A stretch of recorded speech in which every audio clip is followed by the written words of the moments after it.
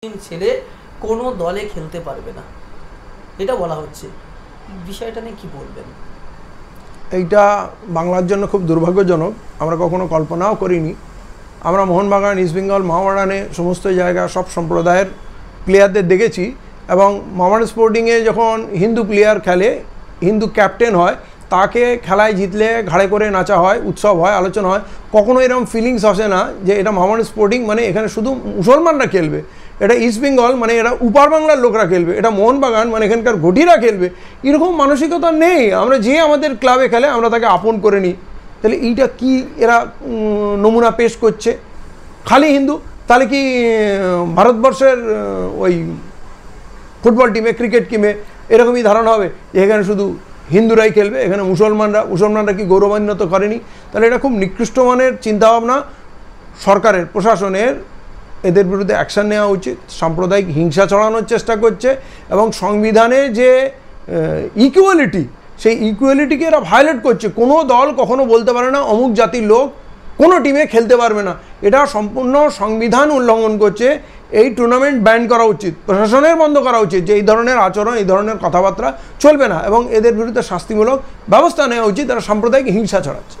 প্রাক্তন ফুটবলার মহিদুল ইসলাম বলছে আমি এতদিন ধরে খেলাধুলা করেছি, কোনোদিন এই ধরনের ঘটনা আমি গোটা ভারতবর্ষে আমি অনেক জায়গায় খেলেছি, কোনো দেখিনি। এই ধরনের যদি কোনো ক্লাব কিছু করে, প্রশাসনের অবশ্যই তাদের বিরুদ্ধে ব্যবস্থা নেওয়া উচিত। খেলার মধ্যে এসব কোনো ধর্ম হয় না। একদম ঠিক কথা বলেছে। খেলোয়াড়ের কোনো জাত হয় না।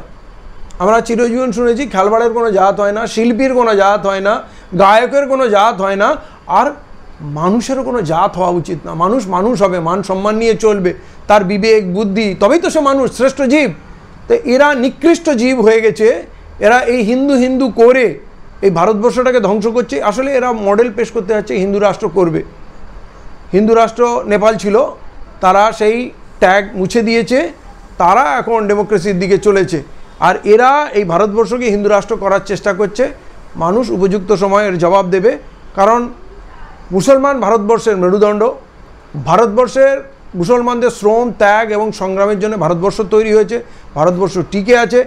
আজও সবথেকে বেশি রেমিটেন্স মুসলিম কান্ট্রিগুলো ভারতবর্ষ পায়, যার জন্য ভারতবর্ষের বাজার এখন বেঁচে আছে। ট্রাম্প ভারতবর্ষের পিছনে পড়ে আছে, কিন্তু গলা মিলতে হলে এখন মোদিজিকে গিয়ে কিন্তু ওই ইউএইর শেখের সঙ্গে মিলতে হয়, কাতারের শেখের সঙ্গে মিলতে হয়, তাদের অভ্যর্থনা জানাতে হয়। তাহলে তারা, মুসলমানরা কত গুরুত্বপূর্ণ। ভারতবর্ষের 2 কোটি মানুষ, যার মধ্যে 80-90% হিন্দু মানুষ, তারা মুসলিম রাষ্ট্রগুলোতে গিয়ে কাজ করছে, এবং তাদের সংসার শুধু চালাচ্ছে না, ভারতবর্ষের প্রচুর ফরেন রেমিটেন্স ডলারের রূপে নিয়ে আসছে, ভারতের ইকোনমিকে বাঁচিয়ে রেখেছে।